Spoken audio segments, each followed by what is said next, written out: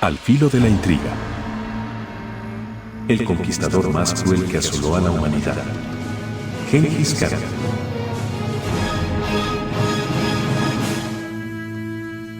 Del Hierro, Rey Universal o el Conquistador.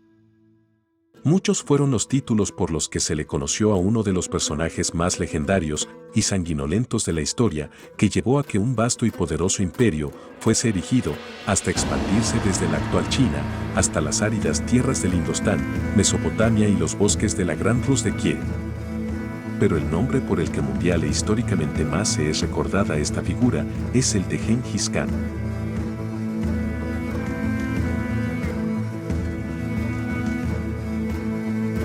Vio la luz en 1162 en la actual Mongolia y su primer nombre fue Temujin.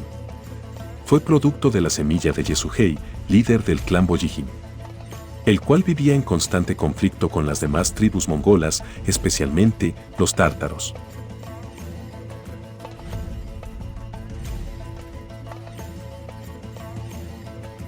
A la corta edad de 9 años, su padre y el líder de un clan aliado arreglaron un casamiento entre Temujin y su futura esposa, Borte.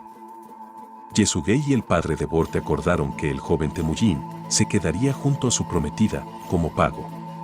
Y entonces ocurre el suceso que marcaría el antes y el después en la vida del joven Temujin, y es la muerte de su padre a mano de los tártaros, quienes envenenan a Yesugei en un trágico y doloroso acto de confianza.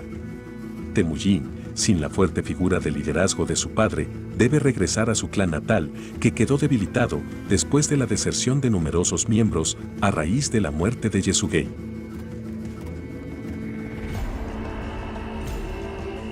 Desde temprana edad, Temujin demostró ante las extensas y cada vez más tortuosas planicies de la Asia Central que su futuro se marcaría por la sangre, pues asesinó, bajo un falso pretexto, a un bastardo de su padre que fue elegido como el futuro líder del clan, pues era el hijo mayor de Yesugei.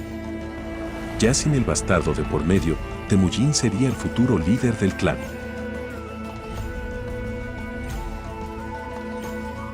Pero nuevamente, la desgracia caería sobre los Boryijin.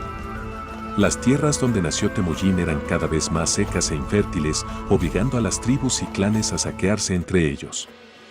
Y en un ataque de los antiguos los traidores del clan, Temujin fue secuestrado por estos, que deseaban borrar de la faz de la tierra la descendencia de Yesugei, por lo que mantuvieron prisionero a Temujin, hasta que éste logró escapar. La leyenda dice que en su huida tuvo visiones divinas y majestuosas que le anunciaban de un gran destino marcado por la grandeza y la fiereza. Nuevamente es hecho prisionero, y fue colocado sobre él un enorme madero que limitaba sus movimientos, pero este terminó siendo el arma con la que aplastó una y otra vez la cabeza del guardia que lo vigilaba, y usando su astucia, escapó con ayuda de un vasallo. Desde entonces, la vida de Temujin fue escrita entre el hierro y la sangre de sus enemigos. Unificó tribus por medio de su elocuencia, y con carisma se ganó la confianza de tanto soldados como de altos mandos por igual. Cuando el que sería el temido imperio mongol daba indicios de nacer, su mujer, Borte, fue secuestrada por la tribu de los merquitas, que fueron los primeros en ser aniquilados por el cada vez más numeroso ejército de Temujin.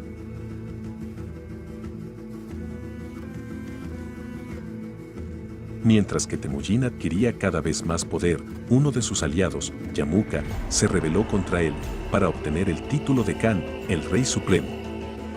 Sorpresa fue para el traidor que muchos de sus hombres se pusieron bajo los mandos de Temujin por respeto y por miedo. Entonces, Yamuka se unió con las tribus de los Tayeschutos, merquitas y tártaros para hacer frente a Temujin y sus ahora aliados, los de la dinastía Jin, al oeste de China. En 1202 se libraron las primeras grandes batallas de Temujin, donde este, victorioso, empezó a forjar su imagen del terror al ordenar la decapitación de uno por uno todos los varones del linaje noble de los Tayeschutos. Sin embargo, cuando llegó el turno de los tártaros, estos sufrieron y pagaron con su sangre el vil acto de cobardía de haber envenenado al padre de Temujin. Masacró a todos y cada uno de los hombres y niños varones de la tribu, sin importar si era de linaje noble, un mero soldado o un pobre granjero. Para mala fortuna, Yamuka logró escapar. Entonces, obligado a escapar nuevamente al este, por una emboscada por traición de uno de sus aliados, se reunió en China con estrategas y sabios que formarían parte de su círculo militar de confianza. Ya con su ejército recuperado, Temujin se deshizo de quienes en algún momento fueron sus aliados, pero que ahora le daban la espalda. Y continuó la expansión de sus dominios hacia el este, donde la tribu Naimana le aguardaba con un enorme ejército, junto con el traidor Yamuka. Luego de recobrar fuerzas y ya con su ejército recuperado, Temujin se deshizo de quienes, en algún momento, fueron sus aliados, pero que ahora le daban la espalda. Y continuó la expansión de sus dominios por el centro de la estepa asiática, donde la tribu Naimana le aguardaba con un enorme ejército, junto con el traidor Yamuka. En 1204, las fuerzas de Temujin y los Naimanos llenaron las planicies de sangre. Pero de forma indiscutible, Temujin fue el gran ganador. En un cobarde intento de pedir misericordia por sus vidas, los sirvientes de Yamuka entregaron a su propio amo a Temujin y fue asesinado sin dudar. Y los traidores del traidor sufrieron el mismo destino, pues el actuar de ellos fue despreciable.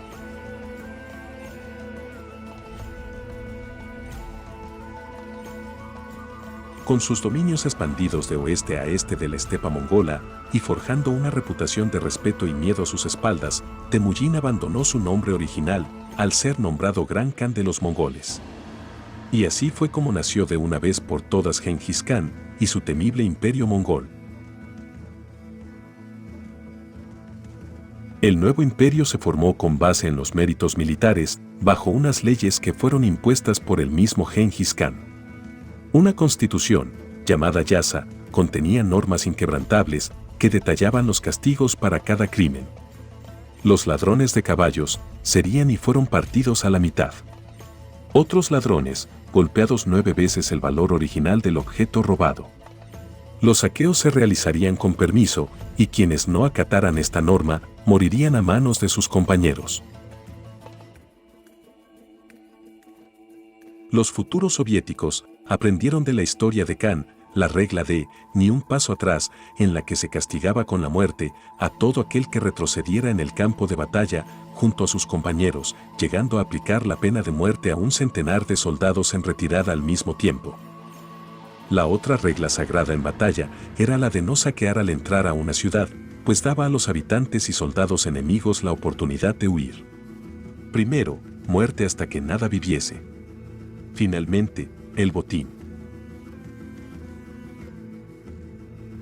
A pesar de su gran poder y su enorme tamaño, el ejército mongol tenía ciertas debilidades y muchas de ellas salieron a la luz en pleno campo de batalla.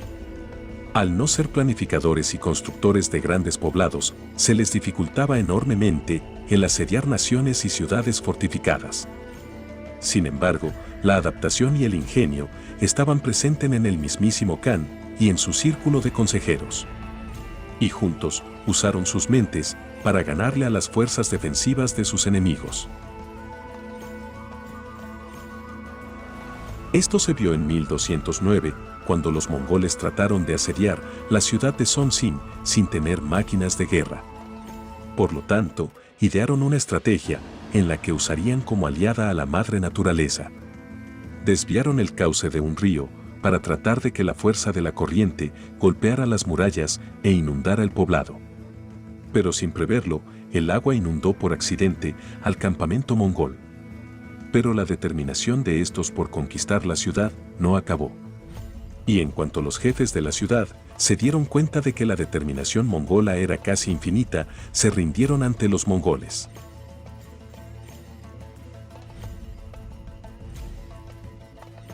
Más tarde, aprovechándose de sus conquistas por China, reclutaron en su ejército a varios desertores chinos, quienes aportaron estrategias de asedio contra grandes ciudades. Dichas estrategias fueron vitales para lograr las mayores conquistas de la historia mongola. Entonces, el imperio mongol fue expandiéndose hacia las dinastías chinas y en 1259 tocó orillas del Mar Negro al haber arrasado con las naciones mesopotámicas, ejecutando a varios líderes militares y príncipes. Los habitantes de estas ciudades que no se rindieran y colaborasen con los mongoles serían asesinados sin importar si eran hombres, mujeres, ancianos o niños. Y mientras más desobediencia y resistencia a la ocupación, peores serían los castigos. Quemados o hervidos vivos, degollados, descuartizados, mutilados. Así, el norte de China perdió innumerables habitantes. Su fama de terror era su mayor arma, y esta provocó la rendición de ciudades enteras y fue aplicada como método de control. Los territorios conquistados eran demasiado extensos como para mantener el orden fácilmente.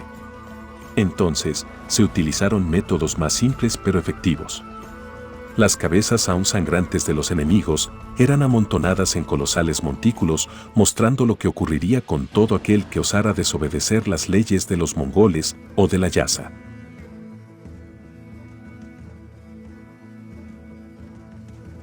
Planicies y calles enteras se tiñeron de la sangre derramada por estas montañas de cabezas cercenadas.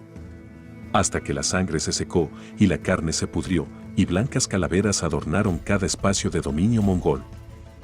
Los varones se llevaban la peor parte, pues Khan los asesinaba para asegurar la supremacía de su linaje. Mientras sus descendientes expandían el imperio hacia tierras rusas y europeas, llegó el fin de los días de Gengis Khan, a raíz de una caída de caballo, a la edad de 70 años, en 1227. Aunque las causas exactas se desconocen. Su muerte, con el fin de mantener la estabilidad del enorme ejército, se mantuvo en secreto por mucho tiempo.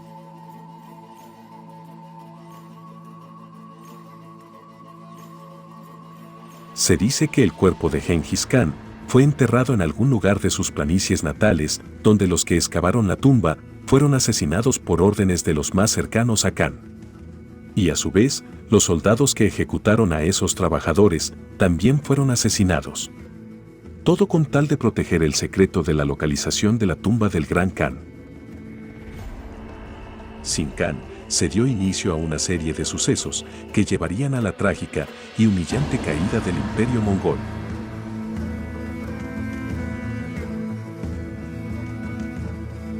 Hasta la fecha, es desconocido el paradero de los restos mortales de quien alguna vez fue un pequeño nómada y que se convirtió en un astuto, cruel, despiadado y gran líder militar, que construyó un imperio usando su fuerza, su fiereza, su carisma y el miedo que producía su infame nombre, el Gran Gengis Khan.